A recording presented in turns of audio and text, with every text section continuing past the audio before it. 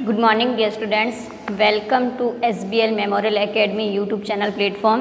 Today is our video for class 7th subject science chapter 2 nutrition in animals. Page number 28 से continue करेंगे आज हम salivary gland से, ठीक है। There are 3 pairs of salivary glands in our mouth. हमारे मुंह में इसके 3 पेयर होते हैं, यानी कि 3 जोड़े होते हैं। किसके? सैलिवरी ग्लैंड्स के, यानी कि लार ग्रंथि के। A watery material called saliva is secreted by these glands. एक जल युक्त जो पदार्थ होता है उसको हम क्या कहते हैं? सलाइवा कहते हैं। और ये क्या करता है? इस सीक्रेटेड बाय दीज ग्लैंड्स, ये ग्रंथि के द्वारा क्या होता है? स्रावित होता है, ठीक है। Saliva helps in the digestion in food. इसकी मदद से हमारा भोजन क्या होता है? पाचन होता है। भोजन का क्या हो जाता है? पाचन हो जाता है, वो पचता है। Saliva contains an enzymes called amylase. Saliva के अंदर एक क्या होता है? एंजाइम होता है, जिसको हम क्या कहते हैं?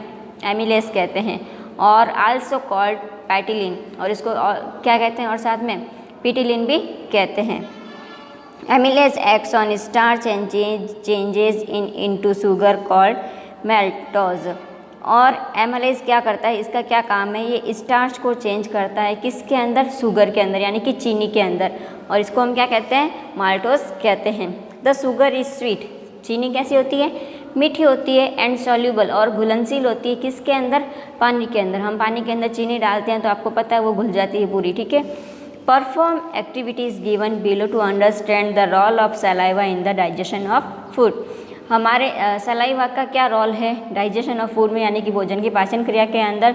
इसको हम क्या करेंगे? एक एक्टिविटी के द्वारा अंडरस्टैंड करेंगे, यानी कि समझेंगे। एक्टिविटी 4 है to show that saliva break down starch into sugar. क्या करता है सलाइवा? स्टार्च को शुगर के अंदर चेंज करता है, ठीक है। क्या मटेरियल्स चाहिए इस एक्टिविटी को करने के लिए?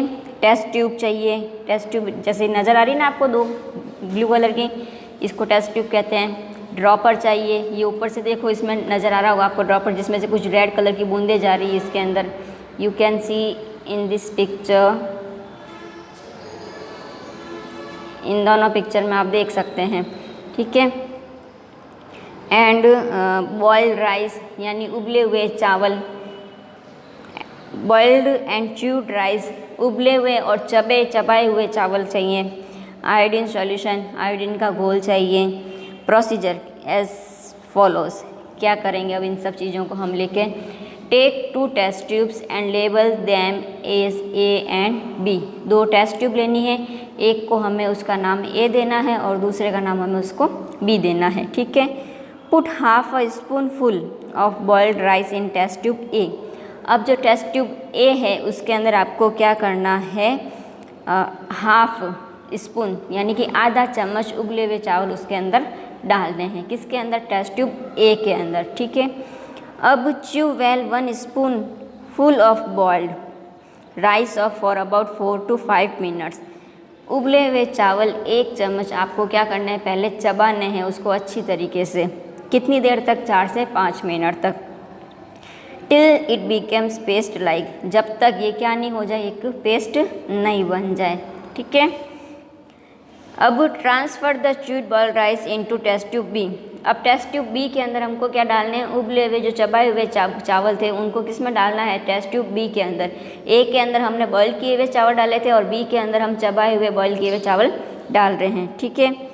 Add about 5 drops of distilled water in both the best test tube and shake well. दोनों टेस्ट ट्यूब के अंदर क्या डालना है? हमको पानी डालना है। कितना? 5 ml, 5 बूंदे, सॉरी, ठीक है।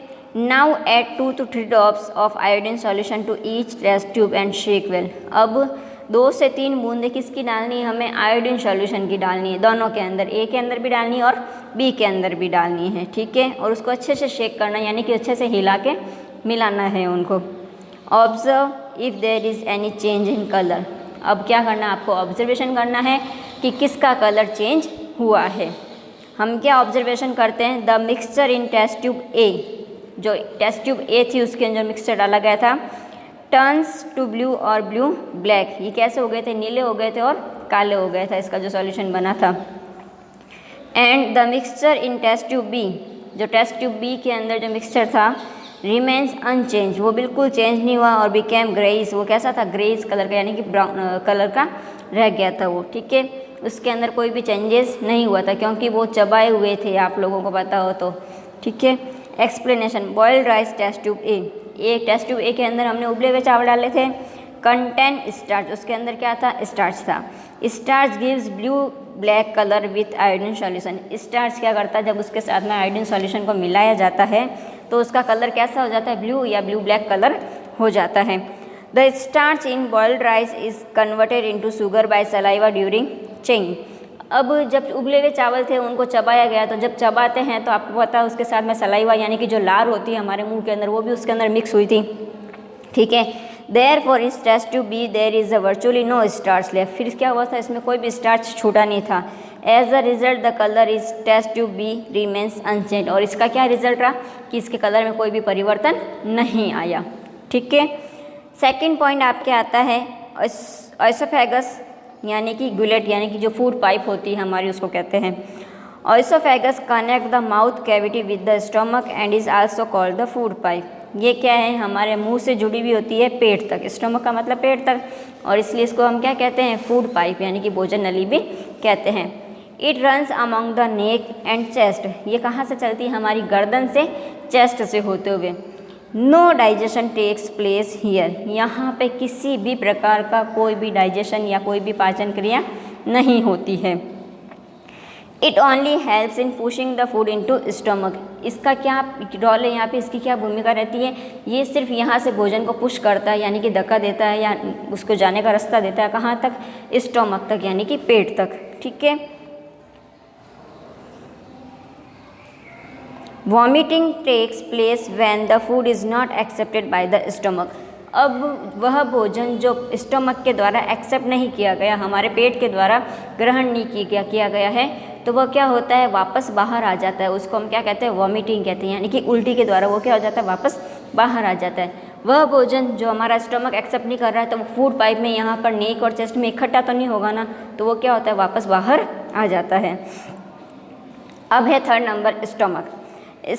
Are stomach is a J shape bag like structure made of muscles, हमारा जो स्टमक होता है वो जे शेप, जैसा जे बनाते हैं ना इंग्लिश में अल्फ़ाबेट के अंदर वैसा होता है, ठीक है, ऐसा जे साइड यूँ।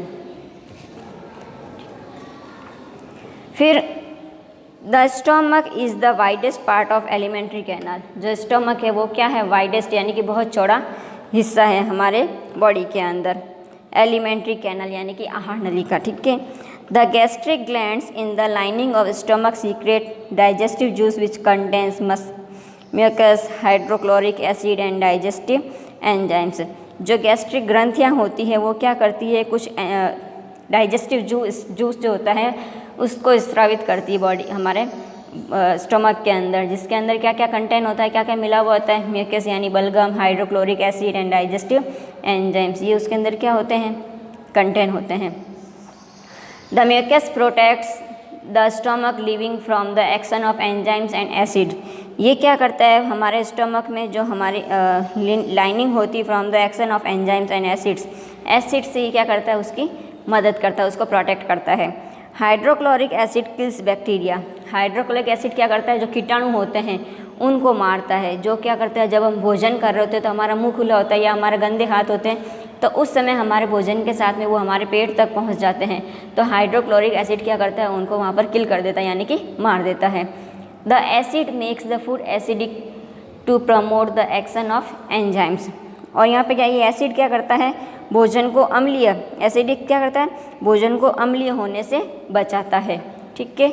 नाउ नेक्स्ट पेज पे आ जाइए। The stomach muscles च्यून the food with gastric juice secreted by the glands in the stomach wall, stomach muscles जो होती है जो हमारे बॉडी जो हमारे स्टमक के अंदर जो गैस्ट्रिक जूस स्रावित होता है वो उस दीवारों पर उनको क्या करता है उससे उसकी प्रोटेक्ट करता है। The food stay in the stomach for 2 to 4 hours, भोजन हमारे पेट में कितने घंटे तक रहता है 2 से 4 घंटे तक रहता है। Most of the digested in the stomach, और ज़्यादातर जो हमारा भोजन होता है वो हमारे स्टमक के अंदर ही डाइजेस्ट होता है।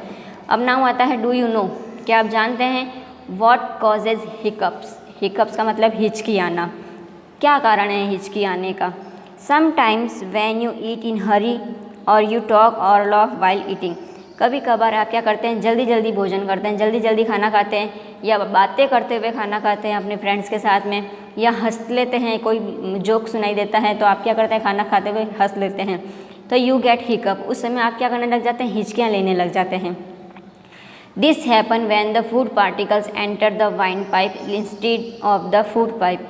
और ये क्यों होता है कि जो हमारे भोजन के जो पार्टिकल्स होते हैं, जो कुछ कण होते हैं, वो कहाँ चले जाते हैं, हमारी विंड पाइप के अंदर, यानी कि जो एयर पाइप जो जिसके अंदर से हम सांस लेते हैं उसके अंदर चले जाते हैं, और इस वजह से हम क्या करने लग जाते हैं, हिकअप यानी कि हिचकियाँ लेने लग जाते हैं।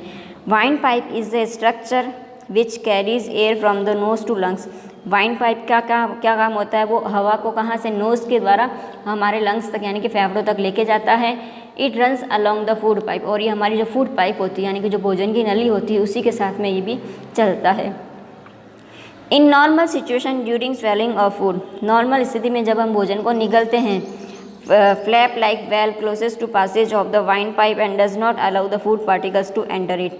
कई बार ऐसा होता है कि हवा हमारे फूड पाइप के अंदर जाके भर जाती है और भोजन को पास होने में क्या करती है, रुकावट उत्पन्न करती है। Thus the food particles are guided into the food pipe.